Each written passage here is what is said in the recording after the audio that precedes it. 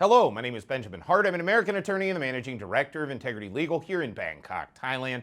Although the title to this video may seem a little bit controversial, I don't really think it is.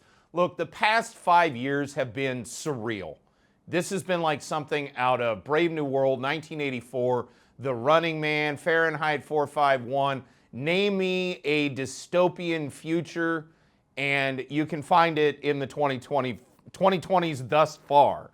Now, in America, and I do get Thailand, the US, obviously different countries, and have very different political cycles, but I do think the American election and the inauguration upcoming, I'm saying as of the time of this video, I expect the inauguration will have either happened or it will have just happened or we'll be in the process of finishing it as this video is being published.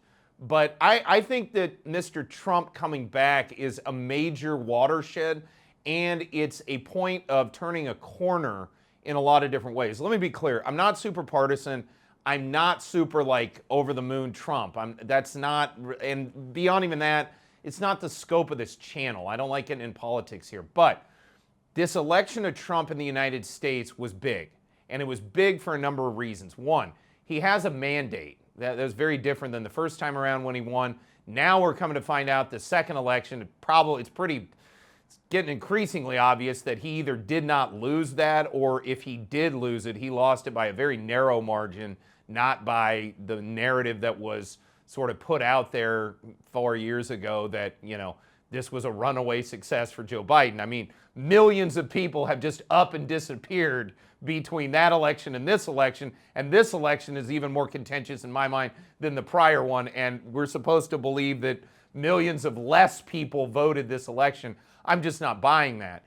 Point I'm trying to make, again, I'm not getting into politics here, okay? That's not my purpose. But what we do know is there has been some kind of major, for lack of a better term, derailing of sort of the American-led order of the world. I hate that rules-based international order talk they always talk about. We used to just call it the free world. There was the free world, and there was sort of the not free world. Now that goes back to the old communism system.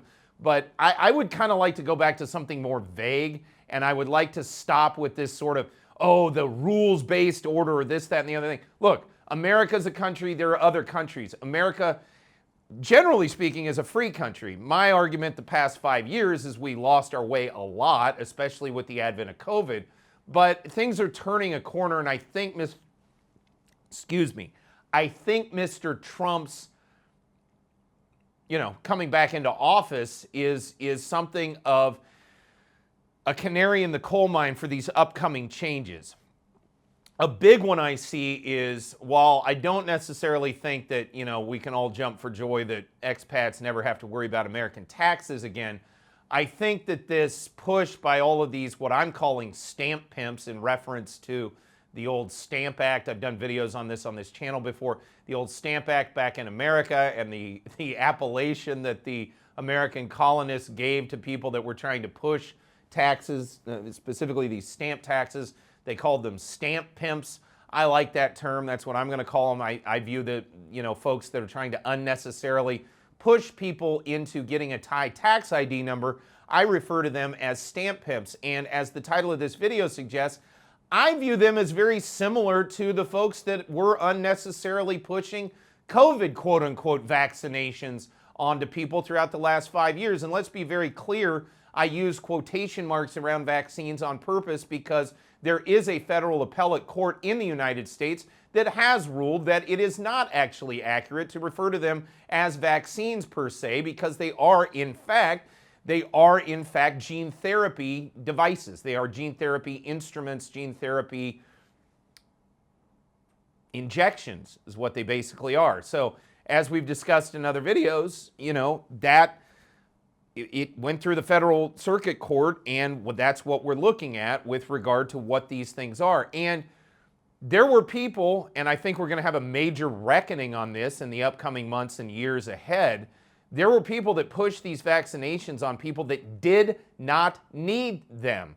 I keep thinking of the constant push to get pregnant women to take these things, when, there's vaccines with much more trial and error that was performed on them that are never given to pregnant women. And again, I'm not some grand expert in vaccines. I'm not going to claim that. But what I am claiming is that the stamp pimps, the people that are pushing people without looking at their specific circumstances, without doing any analysis, that just say, oh, you need to go get a tax ID number. I view these people as a species of the people that were unnecessarily pushing vaccines onto people, and on top of that, basically shunning them and shaming them for not getting into the vaccine system, when in fact we're now seeing that the aftermath of this, I think one member of the British Parliament said this thing could be worse than the Holocaust. You know, by the time we look at what hath been wrought with regard to these people who were pushing this experimental therapy onto people, and it's been bad. It's been negative. You know, we're seeing also, you know, I don't ever remember in the past professional athletes dropping dead from heart attacks. You know, people that are in their absolute prime, their absolute physical optimal condition, just dropping dead on the field from, you know, some sort of heart attack, basically, which, you know, it stands to reason that there's at least got to be some connection between that and the so-called vaccine. Point I'm trying to make with this video is the technique they used to railroad people into vaccines is a very similar, if not the same, technique being utilized in stampeding people into getting a tax ID number here in Thailand. And as I've discussed in other videos, I think that this is some kind of concerted effort. I think that basically what we're looking at here is folks that are not particularly interested in the common weal, if you will. They're not particularly interested in the public's health or the public good. They just want to profit for themselves, and they're happy to, much the same way, again, with the vaccines, they put out a lot of pseudo information, a lot of information that's based on their own personal interpretations, which maybe you could interpret things that way, but there may be other people, again, reasonable people may say, no, that's not necessarily the circumstance. And again, I have major problems with anybody, any practitioner, anywhere, that goes out and says, oh, this is the one-size-fits-all advice, this is the one-size-fits-all analysis for this set of circumstances. Again, did the exact same thing with people under COVID and said you all have to run out, get all these shots, get all these boosters, when they weren't even looking at people's specific health, you know, makeup based on their own specific circumstances. And what have we seen from this? What have we seen from this? We're seeing it around the world. Nobody really likes to admit it, but we're starting to see the momentum get behind the lawsuits. That's where we will see the rubber hit the road with these so-called vaccines, is the lawsuits that are going to come from this, because people are, in fact, being injured, and it's not as, quote, safe and effective as they once told us it was.